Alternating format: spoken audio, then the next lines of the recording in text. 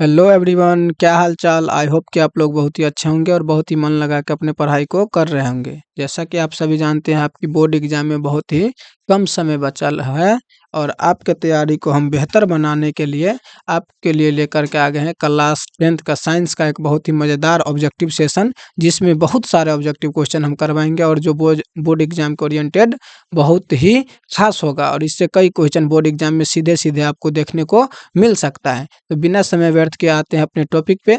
और साइंस का पहला क्वेश्चन है कि समतल दर्पण की फोकस दूरी क्या होती है। आप लोग बताएंगे समतल दर्पण की फोकस दूरी क्या होती है, तो अनंत होती है। समतल दर्पण की फोकस दूरी क्या होती है, अनंत होती है। वास्तविक प्रतिबिंब दर्पण के किस ओर बनता है। दर्पण के पीछे बनता है, दर्पण के आगे बनता है। ए और बी दोनों इनमें से कोई नहीं, जल्दी बताएंगे। वास्तविक प्रतिबिंब कहाँ बनता है, दर्पण के आगे बनता है। चलिए क्वेश्चन नंबर 3 पे आते हैं। और क्वेश्चन नंबर 3 कहता है, यदि आपतन कोण 30 डिग्री हो तो परावर्तित किरण एवं आपतित किरण के बीच के कोण क्या होगा। तो इस दोनों के बीच के कोण क्या होगा, 60 होगा। देखिए आपतन कोण अगर 30 है तो परावर्तन कोण भी 30 होगा और दोनों का सम पूछा है तो दोनों का सम कितना हो जाएगा, 60 डिग्री होगा। चलिए बहुत अच्छा। अब आते हैं अपने क्वेश्चन नंबर 4 पे। क्वेश्चन नंबर 4 कहता है कि एक दर्पण पर आपतित प्रकाश की चाल c है तो परावर्तित प्रकाश की चाल क्या होगी। जितना स्पीड में प्रकाश आएगा उतना ही स्पीड में चला भी जाएगा दर्पण से टकरा कर, आप सभी जानते हैं। चलिए क्वेश्चन नंबर 5 क्या कहता है कि गोलीय दर्पण में कार्तीय चिन्ह परिपाटी के अनुसार मूल बिंदु लिया जाता है। मूल बिंदु किसको लेते हैं, फोकस को, वक्रता केंद्र को, ध्रुव को, और इनमें से कोई नहीं। तो जैसा हम सभी जानते हैं, दर्पण जिस दिन हम पढ़े थे तो बताए थे कि मूल बिंदु हम ध्रुव को लेते हैं, पोल को क्या लेते हैं, मूल बिंदु ध्रुव को लेते हैं। चलिए क्वेश्चन नंबर 6 पे आते हैं। और क्वेश्चन नंबर 6 कहता है, जब प्रकाश सघन माध्यम से विरल माध्यम में जाता है तो उसकी गति क्या हो जाती है। जब प्रकाश सघन माध्यम से विरल माध्यम में जाता है तो उसकी गति में क्या हो जाता है, बढ़ोतरी होती है। उसकी गति में क्या होती है, बढ़ोतरी होती है, प्रकाश की चाल बढ़ जाती है। चलिए बहुत अच्छा। अब आते हैं क्वेश्चन नंबर 7 पे। क्वेश्चन नंबर 7 कहता है कि अपवर्तन के कारण कौन सी राशि बदल जाती है। बताएंगे आवृत्ति, तरंगदैर्घ्य, रंग। ए और बी दोनों क्या बदल जाता है अपवर्तन के कारण। इसका करेक्ट जवाब होगा तरंगदैर्घ्य। क्या होता है, तरंगदैर्घ्य की राशि बदल जाती है। 50 सेंटीमीटर फोकस दूरी वाले लेंस की शक्ति क्या होगा। 50 सेंटीमीटर फोकस दूरी वाले लेंस की शक्ति होगा 2 डायोप्टर। लेंस की शक्ति का ऐसा मात्रा क्या होता है, डायोप्टर होता है। तो 50 सेंटीमीटर फोकस वाले का क्या होगा, 2 डायोप्टर होगा। चलिए क्वेश्चन नंबर 9 पे आते हैं। क्वेश्चन नंबर 9 कहता है कि तैलीय कागज क्या होता है, पारदर्शक होता है, अपारदर्शक होता है, पारभाषक। इनमें सभी जानते हैं कि तेल लगा हुआ कागज क्या होता है, पारभाषक होता है। ऑप्शन नंबर सी फोर का होना प्यार है। प्रकाश की चाल न्यूनतम होती है जल में, निर्वात में, कांच में, वायु में। जल्दी बताएंगे 10 का क्या आंसर होगा। प्रकाश की चाल सबसे कम कहाँ होती है, कांच में होती है। सबसे अधिक कहाँ होती है, निर्वात में सबसे अधिक होती है। चलिए क्वेश्चन नंबर 11 पे आते हैं। इधर 11, इधर 11 नंबर क्वेश्चन कहता है, निम्न में से किस भाग पर मानव नेत्र में किसी वस्तु का प्रतिबिंब बनता है। हमारे आंख में किस भाग पर किसी वस्तु का प्रतिबिंब बनता है, जल्दी बताएंगे। 11 का करेक्ट जवाब क्या होगा, 11 का करेक्ट जवाब होगा दृष्टिपटल। कहाँ बनता है, दृष्टिपटल पर। मानव नेत्र में दृष्टिपटल पर प्रतिबिंब बनता है। चलिए क्वेश्चन नंबर 12 कहता है, नेत्र का पारदर्शी अग्रभाग क्या कहलाता है। जल्दी बताइए 12 का क्या होगा आंसर, कॉर्निया होगा। बहुत बहुत अच्छा, वेरी गुड वेरी गुड, ऐसे ही बताते रहिए। और आगे चलते हैं 13 नंबर क्वेश्चन पे। क्या कहता है 13 नंबर, बाइफोकल लेंस द्वारा कौन सा दोष सुधारा जाता है। जल्दी बताएंगे 13 का क्या जवाब होगा, जरा दृष्टि दोष। बाइफोकल लेंस द्वारा कौन सा दृष्टि दोष, जरा दृष्टि दोष। ठीक है, निकट दृष्टि के लिए कौन सा, अवतल, और दूर दृष्टि के लिए उत्तल लेंस। चलिए बहुत अच्छा। और क्वेश्चन नंबर 14 है, रेडॉक्स कोशिका किसके प्रति संवेदनशील होते हैं। जल्दी बताएंगे 14 का क्या आंसर होगा। तो धुंधली रोशनी के लिए क्या होती है, धुंधली रोशनी के लिए। 15 नंबर क्वेश्चन है कि ब्लाइंड ब्लाइंड स्पॉट में नहीं होता है। ब्लाइंड स्पॉट में क्या नहीं होता है, जल्दी बताएंगे। क्या नहीं होता है, रेड्स और कॉन्स। क्या नहीं होता है, रेड्स और कॉन्स। चलिए क्वेश्चन नंबर 16 पे आते हैं। क्वेश्चन नंबर 16 कहता है, विद्युत फ्यूज विद्युत धारा के किस प्रभाव पर काम करता है। विद्युत धारा के उष्मीय प्रभाव पर काम करता है। आप सभी जानते हैं विद्युत फ्यूज किस प्रभाव पर काम करता है, उष्मीय प्रभाव पर। Option number B4 correct answer होगा। चलिए 17 नंबर क्वेश्चन है, किस उपकरण में धन एवं ऋण दोनों का चिन्ह चिन्ह नहीं होता है? किस उपकरण में धनात्मक और ऋणात्मक चिन्ह नहीं होता है? क्वेश्चन ध्यान से देखेंगे और बताएंगे। 17 का जवाब क्या हो जाएगा? किस उपकरण में धन और ऋण का चिन्ह नहीं होता? तो कुंडली में। किसमें? कुंडली में। C4 का होना प्यार है। चलिए क्वेश्चन नंबर 18 पे आते हैं, इसी प्रकार बढ़ते रहिए। क्वेश्चन नंबर 18 कहता है कि निम्न में कौन सा मात्रक वाट के बराबर है? वाट के बराबर कौन सा होगा? जल्दी बताएंगे आप लोग। जूल प्रति सेकंड। क्या होगा? जूल प्रति सेकंड क्या होगा? वाट के बराबर होगा। Option A is a correct answer. 19 number, विद्युत हीटर के तार की कुंडली किस चीज की बनी होती है? विद्युत हीटर की तार की कुंडली किस चीज की बनी होती है? तांबा की, जस्ता की, टंगस्टन की, नाइक्रोम की। जल्दी बताएंगे। 19 का करेक्ट आंसर क्या होगा? नाइक्रोम की बनी होती है। बहुत अच्छा, नाइक्रोम की बनी होती है। चलिए क्वेश्चन नंबर 20 कहता है कि कार्य करने की क्षमता को क्या कहते हैं? जल्दी बताइए। क्वेश्चन तो सबके बच्चे बच्चे को आना चाहिए। कार्य करने की क्षमता को हम ऊर्जा कहते हैं। ऑप्शन नंबर C4 का होना प्यार है। चलिए 21 नंबर, विद्युत धारा के चुंबकीय प्रभाव की खोज किसने किया था? ऑस्ट्रेड ने, एम्पियर ने, बोर ने, फैराडे ने। बहुत ही इंपॉर्टेंट क्वेश्चन है। 21 नंबर बताएंगे। विद्युत धारा के चुंबकीय प्रभाव का खोज ऑस्ट्रेड ने किया था। किसने किया था? ऑस्ट्रेड ने। चलिए 22 नंबर क्वेश्चन है, चुंबकीय बल रेखा की प्रकृति क्या होती है? काल्पनिक होती है, वास्तविक होती है? ए और बी दोनों क्या होंगे ऑप्शन? जल्दी बताएंगे। 22 नंबर का करेक्ट जवाब क्या होगा? काल्पनिक होती है। विद्युत बल रेखा की प्रकृति क्या होती है? काल्पनिक होती है। चलिए बहुत अच्छा। क्वेश्चन नंबर 23 पे आते हैं और क्वेश्चन नंबर 23 कहता है कि विद्युत धारा उत्पन्न करने की युक्ति को क्या कहते हैं? जनित्र, गैलेनोमीटर, एमीटर, वोटर। क्या कहते हैं? जनित्र कहते हैं। विद्युत धारा उत्पन्न करने की युक्ति को क्या कहते हैं? एक जनित्र कहते हैं। Option number A is a correct answer. चलिए क्वेश्चन नंबर 24, लघु पतन के समय परिपथ का प्रतिरोध क्या होता है? जल्दी बताएंगे। 24 का करेक्ट जवाब क्या होगा? 24 का करेक्ट जवाब क्या होगा? बहुत कम हो जाता है। क्या हो जाता है? बहुत कम हो जाता है। ऑप्शन बी इसका करेक्ट जवाब होगा। चलिए क्वेश्चन नंबर 25 पे आते हैं और क्वेश्चन नंबर 25 कहता है कि नाभिकीय ऊर्जा प्राप्त करने हेतु आवश्यक तत्व है हीलियम, एल्यूमिनियम, यूरेनियम, क्रोमियम। जल्दी बताएंगे। 25 का करेक्ट जवाब क्या होगा? यूरेनियम होता है। बहुत अच्छा, C4 का होना प्यार है। क्वेश्चन नंबर 26 आते हैं, प्रकृति में पृथ्वी पर ऊर्जा का मुख्य स्रोत क्या है? जल्दी बताएंगे क्या होगा 26 का करेक्ट आंसर? जल्दी बताएंगे आप लोग। 26 का सूर्य। सूर्य से बड़ा भी कोई ऊर्जा का स्रोत है? जी बताइए तो। सूर्य से बड़ा है कोई ऊर्जा का स्रोत? नहीं ना। क्वेश्चन नंबर 26 का क्या होगा? सूर्य करेक्ट आंसर होगा। क्वेश्चन नंबर 27 है, निम्न में किसका अर्थ जल होता है? पेट्रो का, टर्बो का, नाइट्रो का, हाइड्रो का। जल्दी बताएंगे। 27 का आंसर क्या होगा? हाइड्रो का मतलब क्या होता है? जल, H2O होता है ना जी सूत्र। तो H का मतलब हाइड्रो होता है। H का मतलब तो ऐसे हीलियम होता है जी। समझ गए। 27 का क्या होगा? जल का अर्थ क्या होता है? हाइड्रो होता है। क्वेश्चन नंबर 28 पे आएंगे और क्वेश्चन नंबर 28 कहता है, निम्न में कौन सा युग्म एकल विस्थापन अभिक्रिया प्रदर्शित करती हैं? जल्दी बताएंगे। 28 का करेक्ट जवाब क्या हो जाएगा? AgNO3, विलियन एवं कॉपर धातु। इसका करेक्ट जवाब होगा option number D for Devasena. चलिए ऑप्शन क्वेश्चन नंबर 29 पे आते हैं, साग सब्जियां का विघटित होकर कंपोस्ट बनना किस अभिक्रिया का उदाहरण है? उष्माशोषी अभिक्रिया, उष्माक्षेपी अभिक्रिया, प्रतिस्थापन। इनमें से कोई नहीं। 29 का करेक्ट जवाब क्या हो जाएगा? जल्दी बताइए। 29 का करेक्ट जवाब क्या होगा? उष्माक्षेपी अभिक्रिया होता है। क्या होता है? उष्माक्षेपी अभिक्रिया होता है। चलिए क्वेश्चन नंबर 30 पे आते हैं। क्वेश्चन नंबर 30, निम्न में कौन ऑक्सीकरण की क्रिया नहीं है? दहन, शोषण, भोजन का पचना, अवक्षेपण। जल्दी बताएंगे। 30 का करेक्ट जवाब क्या हो जाएगा? 30 का करेक्ट जवाब होगा अवक्षेपण। इन सब में उसमें अवक्षेपण में उसमें की क्या होता? ऑक्सीजन की अभिक्रिया नहीं होती। बाकी सब में ऑक्सीजन चाहिए। दहन के लिए ऑक्सीजन चाहिए, शोषण के लिए ऑक्सीजन चाहिए और भोजन पाचन के लिए भी ऑक्सीजन चाहिए। चलिए 31 नंबर क्वेश्चन है, ग्लूकोज का रासायनिक सूत्र निम्न में कौन है? तो बहुत बउआ सा क्वेश्चन है, हल्का सा बताएंगे। 31 का क्या होगा? C6H12O6 is a correct answer. Option number C4 का होना प्यार है। क्वेश्चन नंबर 32 पे आएंगे और 32 नंबर क्या कहता है? निम्न में कौन समीकरण संतुलित नहीं है? जल्दी बताइए। 32 का क्या होगा आंसर? निम्न में कौन समीकरण संतुलित नहीं है? तो जैसे कि हम देख रहे हैं ऑप्शन डी देखेंगे आप लोग। ऑप्शन डी का लग रहा है कि ये संतुलित समीकरण नहीं है। D is a correct answer. चलिए 33 नंबर में आएगा, कोई विलयन लाल लिटमस पत्र को नीला कर देता है, उसका पीएच मान संभवतः क्या हो सकता है? कोई विलयन लाल लिटमस पत्र को नीला कर देता है। जल्दी बताएंगे क्या होगा? क्या होगा? 11, क्योंकि वो हो जाएगा क्षारीय। लाल लिटमस पत्र को नीला कौन करता है? क्षार धातु करता है। अम्लीय धातु क्या करता है? नीला लिटमस पत्र को लाल कर देता है। बहुत अच्छा। तो लाल लिटमस पत्र को नीला करने वाला क्षारीय विलयन है। क्षारीय विलयन का पीएच मान क्या होता है? 7 से अधिक होता है। बहुत अच्छा। क्वेश्चन नंबर 34, यशद पुष्प क्या है? जल्दी बताएंगे। यशद पुष्प क्या है? 34 का करेक्ट जवाब क्या होगा? Option number C ZNO। C4 का होना प्यार है। बहुत अच्छा। चलिए क्वेश्चन नंबर 35 पे आते हैं।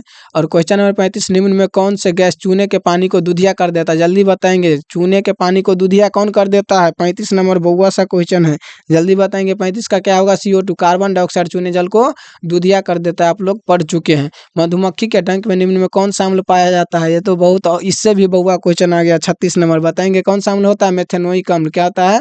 मेथेनोइक अम्ल। ऑप्शन नंबर A4, और कभी हवेली पे, ठीक है। चलिए 37 नंबर क्वेश्चन है, प्लास्टर ऑफ पेरिस का रासायनिक सूत्र क्या होता है? ये बहुत ही VVI क्वेश्चन है, इसको हम डबल क्लिक कर देते हैं क्योंकि ये बहुत ही VVI क्वेश्चन है, तो आप लोग इसको जरूर देखेंगे। प्लास्टर ऑफ पेरिस का रासायनिक सूत्र क्या होता है? 37 का जल्दी बताएंगे आंसर। 37 का option number B, CaSO4 into half H2। Plaster of Paris का क्या होता है? Option number B is a correct answer. चलिए क्वेश्चन नंबर 38 है, अम्ल और क्षार आपस में अभिक्रिया करके क्या बनाते हैं? अम्ल और क्षार आपस में अभिक्रिया करके क्या बनाते हैं? 38 का लवण बनाते हैं। ऑप्शन नंबर C4 का होना प्यार है। चलिए 39 नंबर क्वेश्चन पे आते हैं। 39 नंबर, निम्न में किस तत्व में संयोजी इलेक्ट्रॉन की संख्या सबसे अधिक होती है? जल्दी बताएंगे। 39 का करेक्ट जवाब क्या होगा? किस में होता है? P में। किस में होता है? P में। Option number C is a correct answer. Cuprite, क्या है क्यूप्राइट? निम्न में किस धातु का अयस्क है? जल्दी बताएंगे, क्यूप्राइट किस धातु का अयस्क है? Option number C, Cu। किसका है? Cu का। Option number C is a correct answer. चलिए अब आते हैं क्वेश्चन नंबर 41 पे, ऑक्सीजन की संयोजकता क्या होती है? जल्दी बताएंगे। ऑक्सीजन की संयोजकता क्या होती है? 2 होती है। ऑक्सीजन की संयोजकता कितनी होती है? 2 होती है। बहुत अच्छा। चलिए क्वेश्चन नंबर 42 क्या कहता है?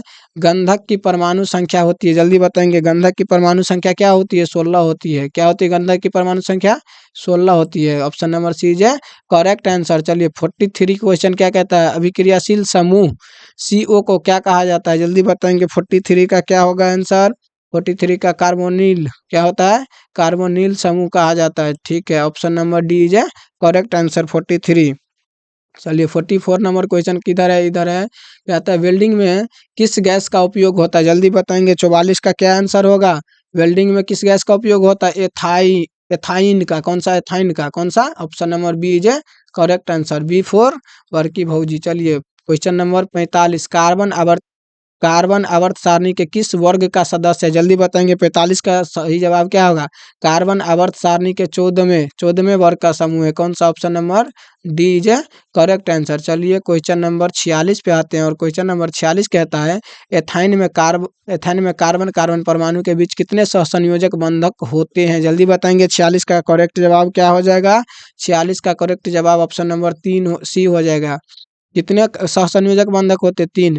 निम्न में से कौन सबसे अधिक क्रियाशील हैलोजन है? जल्दी बताएंगे। 47 का करेक्ट जवाब क्या हो जाएगा? 47 का करेक्ट जवाब हो जाएगा F, option number A is a correct answer. चलिए क्वेश्चन नंबर 48 पे आते हैं। क्वेश्चन नंबर 48 कहता है, आवर्त सारणी में कितने आवर्त है? जल्दी बताइए। तो बउआ सा क्वेश्चन आ गया 48 का। आवर्त सारणी में कितने आवर्त है? 7 आवर्त है। कितने आवर्त है? 7। ऑप्शन नंबर C4 का होना प्यार है। चलिए 49 नंबर क्वेश्चन पे आते हैं। पेट्रोलियम की परमाणु संख्या 19 है, इसकी संयोजकता क्या होगी? जल्दी बताएंगे। 49 का करेक्ट जवाब क्या होगा? इसकी संयोजकता 1 होगी। संयोजकता निकालना आता है, नहीं आता है तो आप जाके हमारे वीडियो को देख सकते हैं और सीख सकते हैं वहां से। ये बहुत ही इंपॉर्टेंट है, इससे क्वेश्चन आएगा ही आएगा बोर्ड एग्जाम में। चलिए क्वेश्चन नंबर 50 है, आधुनिक आवर्त सारणी में ऊर्ध्वाधर स्तंभों की संख्या कितनी है? जल्दी बताएंगे। 50 का करेक्ट जवाब। 50 का करेक्ट जवाब ऑप्शन नंबर D4 देवसेना। कितने हैं ऊर्ध्वाधर स्तंभों की संख्या? 18। कितने हैं? 18। चलिए क्वेश्चन नंबर 51 पे आते हैं। क्वेश्चन नंबर 51, निम्नांकित संकेतों द्वारा व्यक्त तत्वों को कौन सा धातु है? इनमें कौन सा धातु है? जल्दी बताएंगे। 51 का करेक्ट जवाब क्या हो जाएगा? 51 का करेक्ट जवाब ऑप्शन नंबर B हो जाएगा, ठीक है। 52 नंबर क्वेश्चन कहता है, निम्नांकित में वनों पर आधारित उद्योग है कौन सा? कागज का उद्योग, टिम्बर उद्योग, क्या है लाख उद्योग, इनमें सभी। 52 का करेक्ट जवाब क्या हो जाएगा? इनमें जितना भी उद्योग है सब क्या है? वन पर आधारित है, जो मतलब जंगल पे आधारित है। ऑप्शन नंबर D इसका करेक्ट जवाब हो जाएगा। चलिए जानते हैं क्वेश्चन नंबर 53 का करेक्ट जवाब क्या होगा? सिंचाई के लिए पौधों को ठीक जड़ों के समीप जल पहुंचने की तकनीक को तकनीक है? वर्षा जल सिंचाई से, यांत्रिक छिड़काव से, टपकन सिंचाई से, नहरों की सिंचाई से। 53 का करेक्ट जवाब क्या हो जाएगा? जल्दी बताएंगे। टपकन सिंचाई से। कौन सी? टपकन सिंचाई इज ए करेक्ट आंसर। चलिए बताएंगे 54 का क्या हो जाएगा करेक्ट आंसर। उत्तराखंड में चिपको आंदोलन किस वर्ष प्रारंभ हुआ था? ये तो बहुत ही महत्वपूर्ण क्वेश्चन, ये आर्ट्स और साइंस मतलब कि सोशल साइंस और साइंस दोनों के लिए महत्वपूर्ण होता है। तो बताएंगे 54 का करेक्ट जवाब क्या हो जाएगा। कब हुआ था शुरू? 1973 ईस्वी में। कब हुआ था? 1973 ईस्वी। चिपको आंदोलन क्यों हुआ था? पेड़ बचाने के लिए। चिपको आंदोलन का शुरुआत क्यों होता है? पेड़ को सुरक्षित करने के लिए। 55 का बताएंगे कवक में पोषण की कौन सी विधि पाई जाती है? जल्दी बताइए 55 का करेक्ट जवाब क्या होगा। कवक में पोषण की कौन सी विधि पाई जाती है? मृतपोषी। क्या होती है? मृतपोषी होती है कवक में पोषण की विधि। ठीक है, क्वेश्चन नंबर 56 पे आते हैं। क्वेश्चन नंबर 56 कहता है निम्न में कौन जैविक प्रक्रम द्वारा अपघटित होने वाला पदार्थ है? जल्दी बताइए 56 का करेक्ट जवाब क्या हो जाएगा। 56 का करेक्ट जवाब होगा मृत घास पत्ते। क्या होगा? मृत घास पत्ती। Option number A is correct answer. मनुष्य में पाचन की क्रिया का आरंभ होता है, कहाँ से होता है? जल्दी बताइए 57 का करेक्ट जवाब क्या होगा। मुंह। कहाँ से होता है? मुख गुहा से। कहाँ से पाचन का क्रिया आरंभ होता है? मुख गुहा से होता है। चलिए 58 नंबर क्वेश्चन पे आएंगे हम लोग। 58 नंबर क्वेश्चन कहता है सजीवों में पाए जाने वाले जैव प्रक्रम है शोषण, पोषण, प्रजनन, इनमें सभी सजीव में कौन कौन से लक्षण पाए जाते हैं? शोषण भी पाए जाते हैं, पोषण भी और प्रजनन भी पाए जाते हैं। ऑप्शन नंबर डी इनमें से सभी। D for Devasena. सजीव में है ना जी, शोषण भी करते हैं सजीव, पोषण भी मतलब पोषण भी करते हैं और प्रजनन भी करते हैं, अपने संतान को भी जन्म देते हैं। चलिए 59 नंबर है किण्वन क्रिया होती है। किण्वन क्रिया किस में होती है? जल्दी बताएंगे आप लोग। 59 किण्वन क्रिया किस में होती है? ऑप्शन नंबर क्या हो जाएगा इसका सही जवाब? हाइड्रा में, अमीबा में, यीस्ट में। किन में होती है किण्वन क्रिया? यीस्ट में होती है। ऑप्शन नंबर सी, सीफर का होना प्यार है ये करेक्ट आंसर। 59 हो गया। चलिए अब आते हैं क्वेश्चन नंबर 60 पे। क्या है? वाई वाई वायवीय वायवीय शोषण क्रिया निम्न में किस में से सॉरी वायवीय शोषण को हम कुछ और ही पढ़ रहे थे। वायवीय शोषण क्रिया में निम्नांकित में से कौन सी गैस उपयोग होता है? हम लोग सांस लेने में कौन सी गैस का उपयोग करते हैं? O2 ऑक्सीजन का। ऑप्शन नंबर डी इसका करेक्ट आंसर होगा। 61 नंबर क्वेश्चन पे आते हैं कोशिकीय ईंधन किसे कहा जाता है? जल्दी बताएंगे 61 का करेक्ट जवाब क्या हो जाएगा। कोशिकीय ईंधन किसको कहते हैं? ग्लूकोज को। ऑप्शन नंबर सी, C4 का होना प्यार है। 61 का क्या हो जाएगा correct answer? Option number C glucose. चलिए 62 नंबर क्वेश्चन पौधा में वाष्प उत्सर्जन मुख्यतः किस अंग से होता है? फूल से, तना से, पत्ती से, इनमें सभी। 62 का करेक्ट जवाब क्या होगा? जल्दी आप लोग बताएंगे।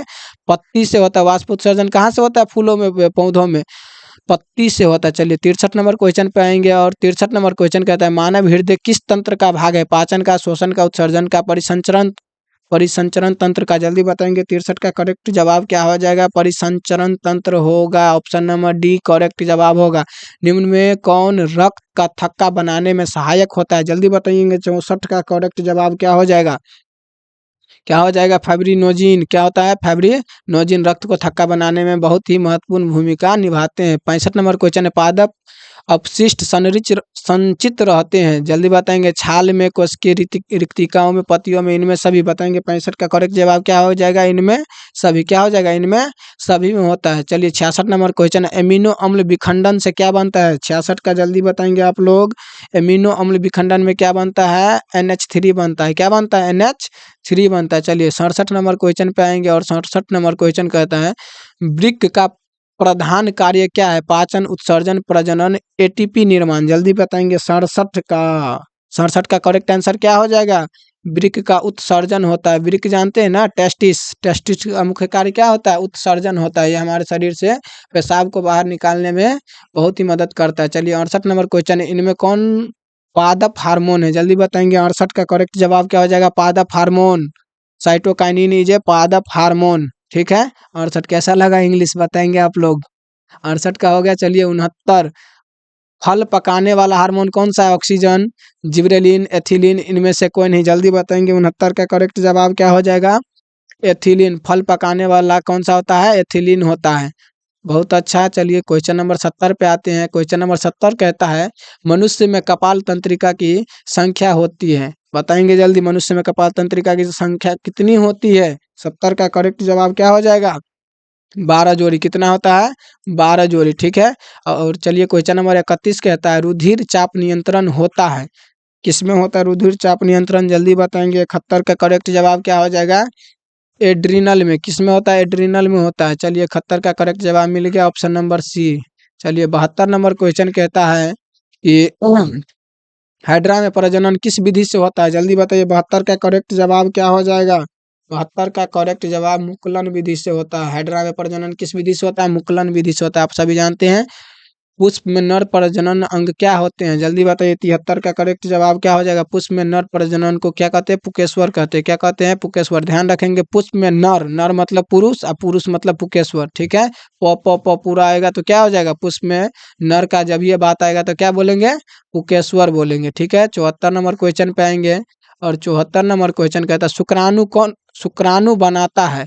गर्भाशय, मूत्राशय, अंडाशय, वृषण। जल्दी बताएंगे। 74 का करेक्ट जवाब वृषण, टेस्टिस में शुक्राणु बनता है, जिसको इंग्लिश में स्पर्म बोलते हो, ठीक है। स्पर्म किस में बनता है? वृषण में बनता है, टेस्टिस में, ठीक है।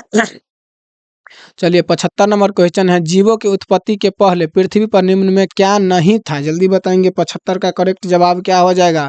ऑक्सीजन नहीं था। जीवों की उत्पत्ति के पहले पृथ्वी पर निम्न में क्या नहीं था? तो ऑक्सीजन नहीं था। Option number C correct answer, C4 कहो ना प्यार है। चलिए क्वेश्चन नंबर 76 पे आएंगे। 76 नंबर कहता है, 76 नंबर क्वेश्चन क्या कहता है? आर्कियोपेट्रिक्स के संबंध में निम्न में कौन सा कथन सत्य है? जल्दी बताएंगे। 76 का करेक्ट जवाब क्या हो जाएगा? 76 का करेक्ट जवाब होगा यह एक जीवाश्म है। इनमें क्या है? इसके जबड़े में दांत और उंगलियों के नख होते हैं। इनमें डैने तथा पंख विद्यमान रहते हैं। इनमें सभी होता है। इनमें क्या होता है? इनमें सभी। इसका ऑप्शन नंबर डी करेक्ट जवाब हो जाएगा। 77 नंबर क्वेश्चन पे आते हैं, निम्न में से कौन प्रणाली अपना लिंग बदल सकते हैं? जल्दी बताएंगे। 77 का क्या होगा करेक्ट जवाब? घोंघा। क्या होता है? घोंघे अपना लिंग बदल सकते हैं। Option number A is a correct answer, A4 और कभी हवेली पे। चलिए 78 नंबर क्वेश्चन है, निम्न में कौन पर्यावरण के अंतर्गत आते हैं? जल्दी बताएंगे। पर्यावरण के अंतर्गत आने वाले हैं जलमंडल, स्थलमंडल, वायुमंडल। इनमें सभी आते हैं पर्यावरण के अंदर। कभी जल दूषित हो जाता है तो कभी स्थल दूषित होता है। वायुमंडल तो कितना दूषित है आप लोग जानबे करते हैं। दिल्ली का अभी क्या हाल है इसके मामले में आप लोग अच्छे से जानते हैं। चलिए क्वेश्चन नंबर 79 है, मैदानी पारिस्थितिक तंत्र में मेढक किस प्रकार का उपभोक्ता है? जल्दी बताएंगे। 79 क्या है? 79 का क्या हो जाएगा करेक्ट जवाब? द्वितीयक होगा। क्या होगा? द्वितीयक। Option B is a correct answer, ठीक है। चलिए 80 नंबर क्वेश्चन कहता है, निम्न में कौन एक जैविक अनवीकर क्या है? जैविक अनिम्नीकरणीय पदार्थ है? DDT, कागज, वाहित मल। इनमें से कोई नहीं। जल्दी बताएंगे। 80 का करेक्ट जवाब क्या हो जाएगा? DDT। क्या हो जाएगा? DDT is a correct answer, A4 और कभी हवेली पे, ठीक है। हम इस प्रकार अपने इस सेशन का पूरे 80 क्वेश्चन कर लिए हैं। इसी तरह और भी अपने तैयारी को बेहतर बनाने के लिए आप हमारे साथ जुड़ सकते हैं। यूट्यूब पे SR एजुकेशन ऑर्बिट हमारा चैनल है, इसको सब्सक्राइब कीजिए और अपनी तैयारी को और भी बेहतर बनाइए। उम्मीद है कि अभी आपका एग्जाम बहुत नज़दीक है, तो आप लोग मन लगा के पढ़ाई करेंगे और इधर उधर नहीं भटकेंगे। अब तक हम लोग पूरे 80 क्वेश्चन कर चुके हैं, जिसमें से हमको उम्मीद है कि 20 से 25 ऑब्जेक्टिव आराम से, जितना भी हम कराएं इसमें 20 से 25 क्वेश्चन आराम से आ जाएंगे। तो उम्मीद है कि आप लोग अच्छे से तैयारी करेंगे और अपने बोर्ड एग्जाम को और भी बेहतर बनाएंगे। चलिए बहुत बहुत धन्यवाद। Thank you. जय हिंद, जय भारत।